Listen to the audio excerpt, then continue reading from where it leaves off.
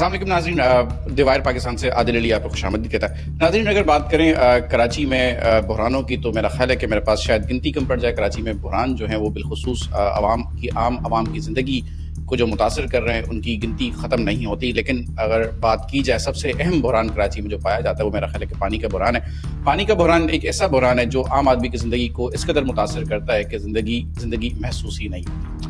کہتے ہیں کہ پانی ہے زندگی، اور کراچی میں زندگی پانی کو ترس رہی ہوتی ہے، اور یہ ہم بھی جانتے ہیں، آپ بھی جانتے ہیں، اور کراچی کے رہائشی بھی جانتے ہیں، اور جو اس ٹراما کے، اس مسئلے کے ذمہ دار ہیں وہ بھی جانتے ہیں۔ کراچی میں غیر قانونی طور پر واٹر مافیا کا راج ہے، اور میں اگر کہوں کہ وہ پانی کی غیر قانونی طور پر فروخت کے بے تاج بادشاہ ہیں، تو اس میں کوئی بھی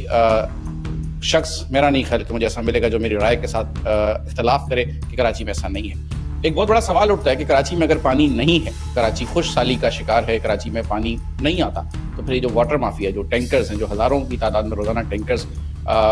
فروخت ہوتے ہیں علاقوں میں، گھروں میں پانی پہنچاتے ہیں۔ اب تو ٹینکرز کی بھی منتیں کرنی پڑتی ہیں، ٹینکرز کو ان کی منتیں سماجت کر کے ان کو بلانا پڑتا ہے۔ ٹینکر مافیا الگ ہے، ٹینکی مافیا الگ ہے، ہر طرح کی مافیا جو اپنا راج جما کے بیٹھے، اور سب کی یونٹی ہے۔ اور مزے کی بات یہ ہے کہ ناظرین کے کراچی میں جو ٹینکر مافیا ہے وہ کبھی بار ہڑتال پہ بھی چلے جاتا ہے۔ وہ کہتے ہیں ہم ناراض ہو گئے، ہمیں منائیں، ہمیں آپ منائیں گے تو ہم آئیں گے، ورنہ ہم نہیں آئیں گے۔ اگر ہم نہیں آئیں گے تو آپ کے گھر میں پانی نہیں آئے گا، اور پانی نہیں آئے گا تو آپ کے گھر پہ زندگی جو ہے وہ مفقود ہوتی رہے گی، اور آپ کو لگے گا کہ زندگی ختم ہو چکی ہے۔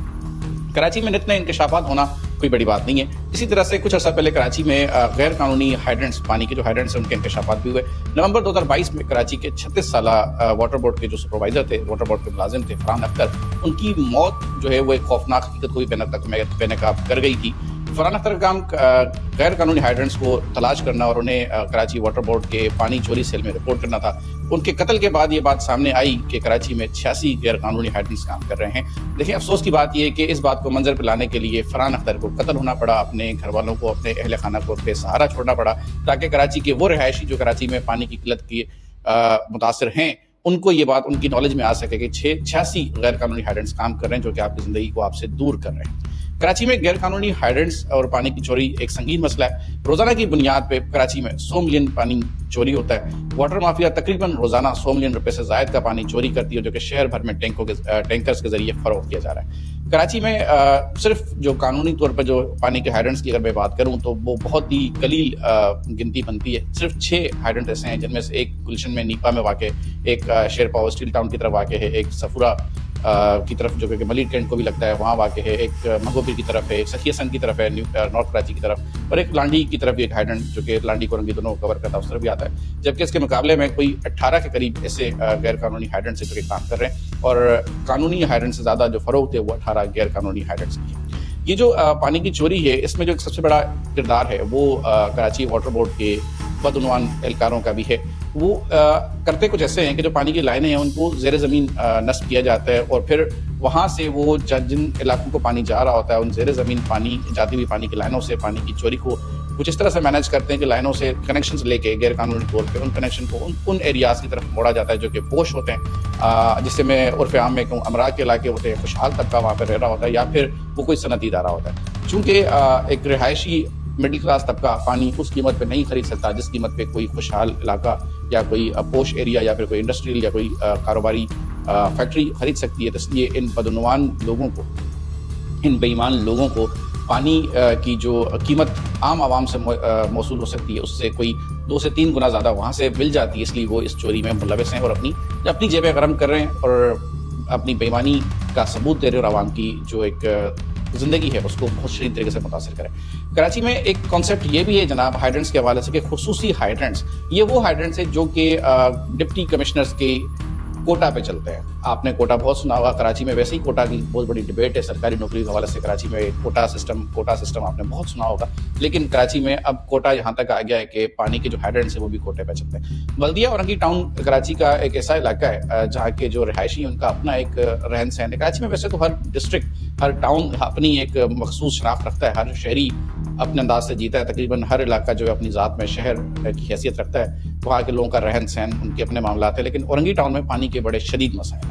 بلدیہ اورنگی ٹاؤن کے لوگوں کو پانی کے حصول کے لیے بہت شدید جتن کرنے پڑتے ہیں. وہاں پہ پانی کی شدید کمی لوگوں کی زندگی کو بہت بڑے طریقے سے متاثر کرتی ہے, لیکن وہاں پہ جو پانی کا ایک ہائیڈرنٹ ہے وہ کمشنر صاحب کے کوٹا پہ چلتا ہے کہ جیسے ان کی کہتے ہیں کہ جو کرشمہ آپ کا اس نے ساز کرے, کمشنر صاحب جو چاہیں گے وہ ویسے ہوگا, اور اگر جو نہ چاہیں گے تو کچھ نہیں ہوگا. اسی طرح سے ڈسٹرکٹ ایسٹ کراچی میں ضلع شرقی میں بھی NLC نیشنل لاجسٹک سیل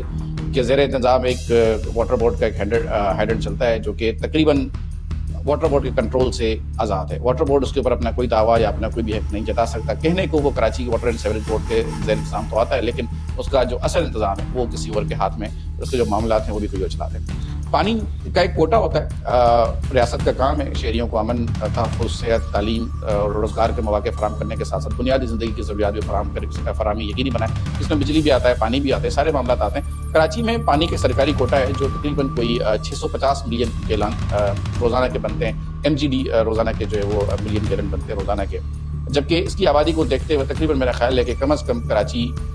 کے جو تعداد بتاتے ہیں کہ ہم کراچی کو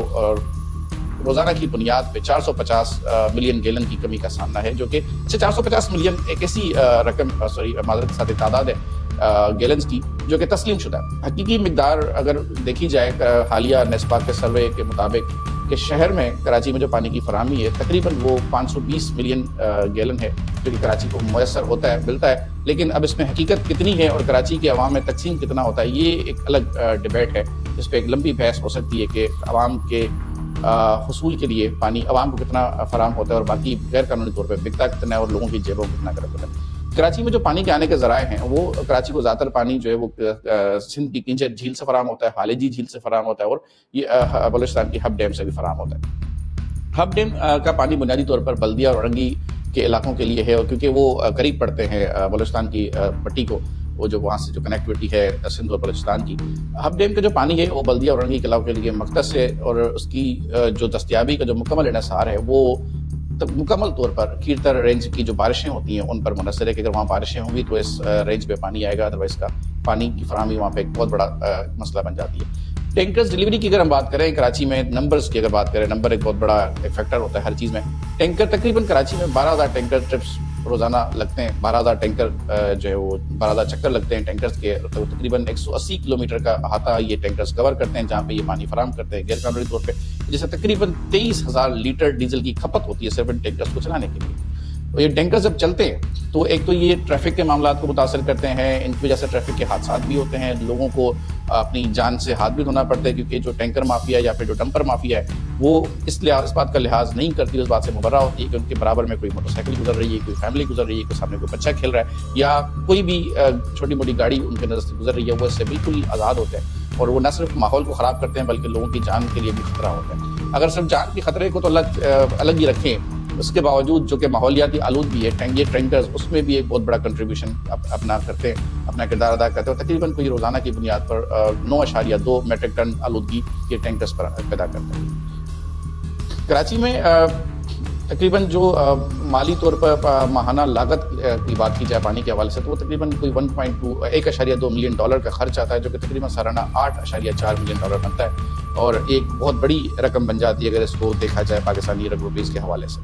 جہاں پہ اتنے مسائل ہیں کراچی میں, جہاں اتنے بڑے بڑے مسائل ہیں, لوگ جو ہے بے روزگار ہیں, لوگوں کے پاس روزگار کے مواقع نہیں ہیں, بجلی نہیں ہے کراچی میں بجلی کا ایک بہت بڑا مسئلہ ہے. اس کے ساتھ ہی پانی کی وجہ سے بھی کراچی میں فسادات شروع ہو چکے ہیں. کہا جاتا ہے کہ ضلع وسطی کراچی کا جسے کہتے ہیں کہ لوگ کہتے ہیں کہ ضلع وسط ہمارے دل کے وسط میں پایا جاتا ہے, وہاں پہ پانی ختم ہو چکا ہے اور پانی کا وہ جو حصہ ہے وہ خشک ہو چکا ہے. اس لیے لوگ اب وہاں پہ پانی کی فراہمی کے لیے دوسرے ڈسٹرکٹس جو کہ اس کے ارد گرد جو اس کے پڑوسی اضلاع لگتے ہیں وہاں سے پانی کھینچنے کی کوشش کر رہے ہیں, جس کے سبب لوگوں میں فسادات بھی شروع ہو چکے ہیں, آپسی رنجشیں, لڑائی جھگڑے, اور یہ کہتے ہوئے افسوس ہوتا ہے کہ پانی کی وجہ سے بعض اوقات جھگڑے اتنے بڑھ جاتے ہیں کہ لوگ زخمی بھی ہوتے ہیں, لوگوں کے ہاتھ پاؤں بھی ٹوٹ جاتے ہیں. اور ان جھگڑوں میں, لڑائی جھگڑوں میں نہ صرف مرد حضرات بلکہ خواتین بھی شامل ہوتی ہیں, بچے بھی شامل ہوتے ہیں, جو کہ ایک سنگین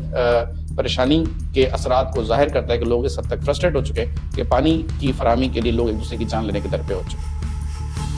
کراچی کی جو ضرورت ہے, کراچی کو روزانہ کی بنیاد پہ کوئی 1200 گیلن پانی کی ضرورت ہے, جبکہ کراچی کو صرف اور صرف کراچی واٹر سیوریج بورڈ کی طرف سے 550 ملین گیلن جو ہے وہ پانی روزانہ دیا جاتا ہے. اس پانی کی کمی کا سب سے بڑا جو ایک ریزن ہے بحریہ ٹاؤن کراچی سے تقریباً 40 کلومیٹر دور ہے، اور پانی کا جو منصوبہ ہے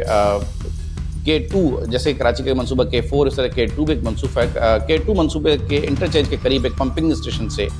کوئی 12 کنیکشنز کے ذریعے بحریہ ٹاؤن کراچی کے لیے خصوصی طور پر پانی کھینچا جاتا ہے، جو کہ ایک بہت بڑی بدعنوانی بھی ہے اور بد انتظامی بھی ہے۔ غیر قانونی کنیکشنز جو کہ بحریہ ٹاؤن کو فراہم کیے گئے، ان کا کوئی بھی کسی طرح سے قانونی طریقہ کار موجود نہیں ہے، جس کا نقصان صرف اور صرف کراچی کے رہائشیوں کو اٹھانا پڑتا ہے۔ کراچی میں بحریہ ٹاؤن کو یہ کنیکشن جو فراہم کیے گئے بدعنوانی اور بد انتظامی کے نتیجے میں، ان میں بہت بڑے بڑے لوگ شامل ہیں، بڑے سیاسی سربراہان، حکومتی عملدار اور بڑے عہدیداران کے کہنے پر ان کنیکشنز کو دستخط کرنے کی ہدایت دی گئی، اور یہ جو ہے دستخط انہوں نے کیے اور یہ کنیکشنز بحریہ ٹاؤن کو فراہم کیے گئے، جس کے نتیجے میں Karachi water and sewerage board کے ریٹائرڈ MD کو بحریہ ٹاؤن میں بطور کنسلٹنٹ کے ملازمت دی گئی۔ چونکہ اپنے دور ملازمت میں انہوں نے بحریہ ٹاؤن کو یہ جو کنیکشن انہوں نے غیر قانونی کنیکشنز کو انہوں نے کسی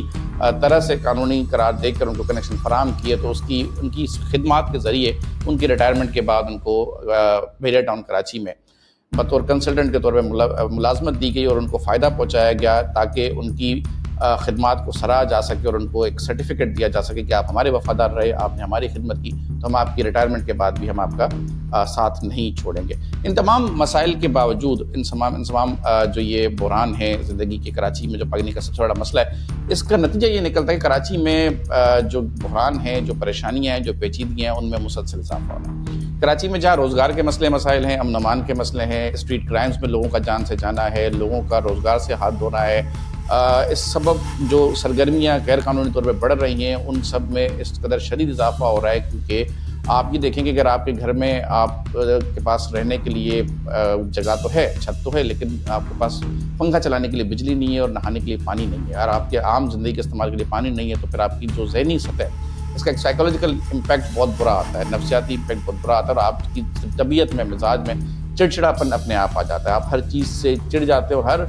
انسان سے بلا وجہ آپ جو ایک شدید رد عمل دینے کو تیار ہو جاتے ہیں۔ جب آپ ذہنی طور پہ آپ کی زندگی متوازن نہیں ہوتی، تو آپ کے رویوں میں بگاڑ آنا شروع ہو جاتا ہے، اور آپ کے رویوں کا بگاڑ پھر معاشرتی مسائل کو جنم لیتا ہے، کیونکہ آپ کا واسطہ بالآخر ہر طرح سے لوگوں کے ساتھ ہی ہوتا ہے۔ جب آپ لوگوں کے ساتھ رابطے میں ہوتے ہیں اور آپ کا ذہنی توازن درست نہیں ہوتا، چونکہ آپ اپنے ذہنی طور پہ بہت شدید پریشان ہوتے ہیں، تو پھر یہ سماجی اور معاشرتی برائیوں کو جنم دینے کا ایک بہت بڑا ذریعہ ہے کہ معاشرے میں پھر لڑائی جھگڑے، فسادات، ایک آپسی رنجشیں، لڑائی، ایک دوسرے کے ساتھ دست و گریباں ہو جانا بہت عام سی بات پائی جاتی ہے۔ اگر ہم بات کریں کہ ان سارے مسائل کو حل کیسے کرنا ہے، کراچی کے مسائل کو حل کرنے کے لیے ہمیں بہت جلدی اور بہت ترجیحی بنیاد کچھ درست اقدامات کو اٹھانے کی ضرورت ہے۔ جہاں تک ہم سمجھتے ہیں کراچی کے مسائل کو، بالخصوص مسائل پورے پاکستان میں کوئی ایسا شہر نہیں ہے جہاں پہ مسائل نہ ہوں، لیکن چونکہ کراچی ایک ایسا شہر ہے جہاں پہ پورا پاکستان موجود ہے، یہاں پہ کشمور سے لے کے کشمیر تک کا شہری یہاں رہتا ہے، پوری فیملی یہاں رہتی ہیں، بچے ان کے یہاں رہتے ہیں، ان کے بچے کراچی میں پڑھتے ہیں، ان کے بچوں کی شادیاں یہاں پہ ہوتی ہیں، ان کے والدین دفن کراچی میں ہوتے ہیں، تو کراچی کو منی پاکستان کہنا کسی بھی طرح سے غلط ثابت نہیں ہوتا۔ تو کراچی کو اگر چلانا ہے، کراچی نے چونکہ پاکستان کو چلانا ہے، تو کراچی کے لوگوں کو اگر آپ نے سکون فراہم کرنا ہے، کراچی کے لوگوں کو ایک اچھا بہتر مثبت ماحول زندگی فراہم کرنا ہے، تو اس کے علاوہ اور کوئی حل نہیں کہ کراچی کے تمام اسٹیک ہولڈرز بشمول سیاسی جماعتیں، حکومتی ادارے، قانون نافذ کرنے والے ادارے، یا پھر جو کمیونٹی سسٹمز ہیں جو کہ اپنی اپنی برادری کے ریپرزنٹیوز ہوتے ہیں، یہاں پہ بہت سے لوگ ایسے ہیں جو کہ اپنی برادری، صرف اپنی کمیونٹی کے لیے خدمات انجام دے رہے ہوتے ہیں، یہ تمام اسٹیک ہولڈرز کسی ایک جگہ پہ اکٹھے ہوں اور کسی ایک نقطے پہ ان کا اتفاق ہو کہ بنیادی ضروریاتی زندگی کے اوپر کسی بھی قسم کی تفریق کو بالا طاق رکھے، چاہے وہ رنگ، نسل، مذہب، زبان۔ کراچی میں ایک بہت بڑا مسئلہ زبان کا بھی ہے، زبان کے تفرقے کو، لسانیت کے تفرقے کو، فرقہ واریت کو، ان سب کو بالائے طاق رکھ کے سیاسی مناظر سے، سیاسی منظر سے ہٹا کے اگر اس بات پہ اتفاق کر لیا جائے کہ ایک عام آدمی کی زندگی کو، عام آدمی کی بنیادی زندگی کی سہولیات کی فراہمی کو منصفانہ طور پر یقینی بنایا جائے، تو میں سمجھتا ہوں نہ صرف یہ ٹینکر مافیا بلکہ کراچی میں اس وقت جو ایک سنگین مسئلہ بجلی کا یا الیکٹرک کا ہے، ان کے بھی اس بدماشانہ قسم کے رویے کو ختم کیا جا سکتا ہے، کیونکہ اگر ہم یہ سوچیں کہ میرے گھر پہ ٹینکر آ جائے گا تو میرا کام ہو جائے گا، میری گلی میں میرا جو پڑوسی ہے اس کا کیا ہوگا، وہ اس کا مسئلہ ہے، میرا مسئلہ نہیں ہے، تو پھر یہ جو معاشرتی مسائل ہیں یہ کبھی ختم نہیں ہو سکتے۔ ہم جب تک یہ نہیں سوچیں گے کہ ہم آپس میں مل جل کے اجتماعی طور پر ان تمام مسائل کا حل نکالیں، اپنے لوگوں کے بھلے کا سوچیں، چاہے وہ کسی بھی مکتبہ فکر سے ہیں، اور ہمیں اگر سسٹم کو چلانا ہے، سسٹم ہمارے یہاں بہت بڑا چلتا ہے، جہاں ہمارے یہاں برائی کا سسٹم چل سکتا ہے تو وہاں پہ اگر ہم اچھائی کے سسٹم کو بھی قائم کرنے کی کوشش کریں تو میرا خیال ہے کہ شہر جو ہے وہ ایک مثبت نقشہ پیش کر سکتا ہے، اور مستقبل کا جو منظرنامہ ہے وہ صرف اسی صورت میں آپ کو بہتر ہوتا دکھائی دے سکتا ہے کہ جس میں کراچی کے مسائل کی راہ ہموار ہوتی ہوئی دکھائی دے سکتی ہے۔ اگر کراچی کے مسائل حل نہیں ہوں گے تو پاکستان کے مستقبل کی راہ ہموار نہیں ہوگی، کیونکہ بلا شبہ کراچی پاکستان کو سب سے زیادہ ریونیو فراہم کرتا ہے، سب سے زیادہ جو ملکی معیشت میں حصہ ہے وہ کراچی کا ہے، اور بدقسمتی سے یہ بھی کہنا پڑتا ہے، اس کا اعتراف کرنا پڑتا ہے کہ کراچی میں سب سے زیادہ جو زندگی مشکل میں ہے لوگوں کی وہ بھی کراچی والوں کی ہی ہے، اور کراچی والوں میں صرف کراچی کے اپنے نہیں، کراچی میں وہ تمام جن کو ہم مقامی غیر مقامی کی بحث میں پڑ جاتے ہیں، جو کہ اپنی روزگار زندگی کے لیے یہاں پہ آئے ہوئے ہیں، کوئی یہاں پہ رکشہ چلاتا ہے، کوئی ٹھیلا چلاتا ہے، کوئی یہاں پہ ڈاکٹر ہے، کوئی ٹیچر ہے، کوئی سرکاری نوکری کرتا ہے، کوئی اپنا دکان چلاتا ہے، کوئی فیکٹری چلاتا ہے، کوئی فیکٹری کا مزدور ہے۔ یہ سارے لوگ جو کراچی میں اپنے حصول روزگار کے لیے موجود ہیں، ان سب لوگوں کو کراچی کی اونرشپ لے کے رہنا پڑے گا، اور ان لوگوں کو کراچی میں زندگی کی جو سہولیات ہے وہ فراہم کرنی پڑیں گی، تبھی کراچی کا جو منظرنامہ ہے مستقبل میں آپ کو بہتر ہوتا دکھائی دے گا، اور کراچی کا اگر منظرنامہ بہتر ہوگا تو بلا شبہ پاکستان کا مستقبل آپ کو ہموار ہوتا ہوا دکھائی دے گا۔ امید کرتا ہوں کہ آپ میں اور ہم سب مل کر اپنی طرف سے ان مسائل کو ختم کرنے کے لیے اور ان کے حل کے لیے اپنا ایک مثبت کردار ادا کریں گے۔ اجازت چاہوں گا، بہت شکریہ۔